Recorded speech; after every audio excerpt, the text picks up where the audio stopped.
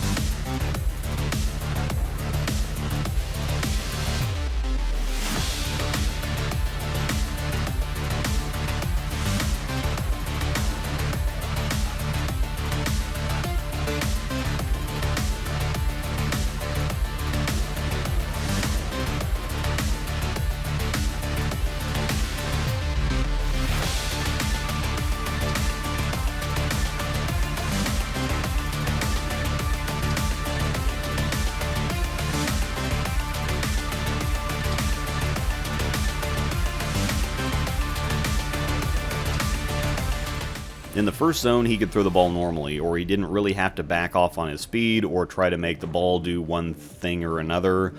Just as was the case for all the other zones, he just couldn't throw the ball too far away from the pocket no matter what he did. As long as he did that, he really didn't have to do much else, and it was really predictable, so I could talk a lot more, but I wouldn't have much to say. This might be one of the most throwable balls on the market right now, and what I mean by that is that it's going to be in play for the majority of people on the majority of their league conditions, in addition to tougher sport patterns.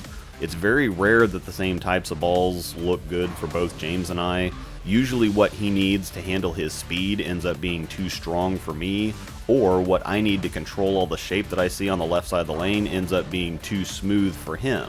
If anything, I think this ball fits a little better for me than it does for him, but I think it'd be hard to argue that this ball doesn't fit for him too.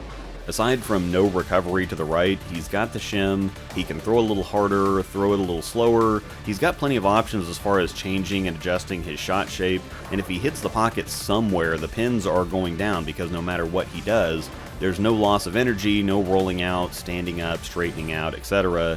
Once again, like I mentioned in my review, this is in 900 global reality territory. It's strong, but it's a step below the big oil monsters like the Extreme Envy or a Gem. It's in the throwable strength zone where it's going to be at the top of your bag, but something that gets out of the bag regularly. Heading to our fancy new chart, the overall strength of the 3.0 is high, but not maxed out. Again, it fits in reality territory. Stronger solid ASIM, but not a tank. It's not a super early, nor is it a super long ball. Completely average on length. Same on friction response. It's not a very smooth ball, but it's not a very sharp ball either. It's comfortably in the middle. It's more of an arky shape that's between directional and continuous, so you do have a little control over how the ball goes through the pins, but if you naturally have a more forward roll, it will pick up and help you out. Comparing it to the 2.0 hybrid, the roll of the two balls is very familiar. The 2.0 hybrid is basically just a cleaner and sharper version of the same reaction. Now, due to the extra friction response, he has a little more recovery if he gets it right, but a little less hold if he gets it in. If the 3.0 is a reality, the 2.0 hybrid is the altered reality. The 2.0 hybrid has been exceptionally popular, and it's easy to see why. This is a league killer type of ball if I've ever seen one. It's very much in virtual energy blackout territory, strong-ish with easy length and a bunch of punch down lane. It's fit well for a wide variety of bowlers on a wide variety of conditions. You could also call it kind of an asymmetric zen if that helps too. For those of you that have the 2.0 hybrid, I think it's very easy to see how the 3.0 compares, so if you want an earlier, smoother, and slightly stronger version of the 2.0 hybrid, that's the 3.0.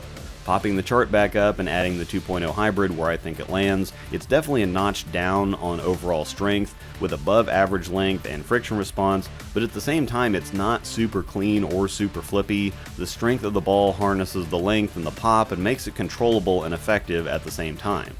Flipping back and forth on our way out, these balls are perfect complements and would be a great one to punch in league if you're able to throw this strength of a ball. Both these balls are available now. Both obviously represent a huge value against their respective price point, and down in the description is a link to Bowler's Mart that will get any of the balls featured in this video ordered for you.